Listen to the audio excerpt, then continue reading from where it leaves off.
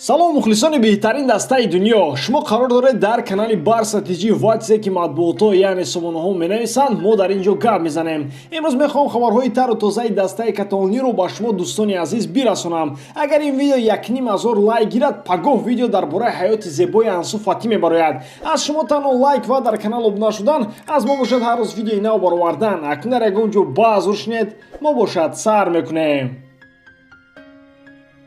эҳтимол Манчестер Юнайтед нимуҳофизатгари Барселона Усман Дембелеро ба ҳайати худ биёрад, агар дар сурати бу Санчо аз Боруссия Дормунд гапҳо напазанд, менависад журналист Кристиан Фалк.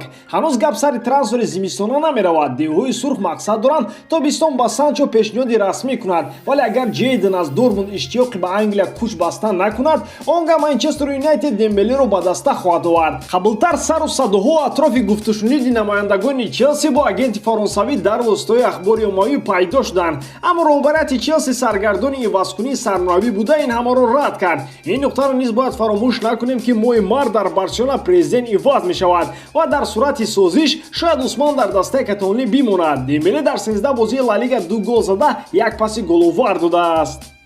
Дӯстон, рӯзи 31 январ Барселона метавонад қасди худро аз Атлетик Билбао гирад барои мағлубият дар финали Суперҷоми Испания. Ин бозӣ дар доираи Ла Лига мегузарад ва Месси низ тайёр аст нишон диҳад ки дар Испания ҳоло ҳамун шоҳ мебошад. Дӯстони Маъзадини Ксбет дар ин вохӯрӣ ба ғолибияти Барселона боварӣ дорад. Аз ҳамин сабаб ман дар онҳо 10,000 рубл ставка хоҳам кард, зеро дар ҳоли бой додани ставкаатон маблағ ба ҳисобатон бармегардад. Барои имкониятро истифода бурдан ба дани ползователи даромада участия ва аксияро фаъол кунед. Ссылкаи бозӣ дар комментарияи ин видео. бозгашти Ансу Фати ба ҳайати Барселона рӯз то рӯз наздик мешавад. Ба гуфти журналист Алберто Роже ки сомонаи клуби Каталонии спортро намояндагӣ мекунад, Фати дар зинаи охири барқароршавии худ қарор дошта ҳафтаҳои наздик ба ҳайати Барселона мепайвандад.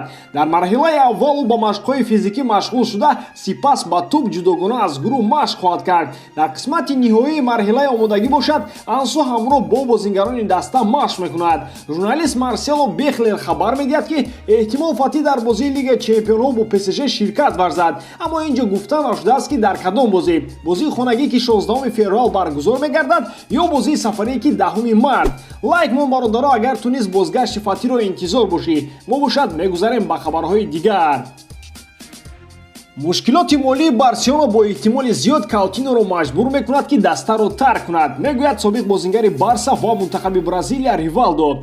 Каутино дар Барса худро наёфт ва ба фикрам вақти ӯ дар ин ҷо ба поён расидааст. Дар Англия ба ӯ мароғ зоҳир мекунанд ва шояд Барселона аз ин имконият истифода карда бо як маблағи хуб ӯро фурӯшад. Фурӯши ӯ бошад ба дастаи Каталонӣ имкон медиҳад ки чанд бозингар ба гунаи мисол Дембеле ва Гризманро дар ҳайат нигоҳ дорад. Ба гуфти ӯ Барселона қабл аз пандемия дар ҳоли бади иқтисодӣ қарор дошт ва соли пор ба якборагӣ бад шуд. Акнун баъд аз рафтани Месси шояд Барса маҷбур аст чанд бозингари дигари худро фурӯшад то вазъияти молии худро беҳтар созад.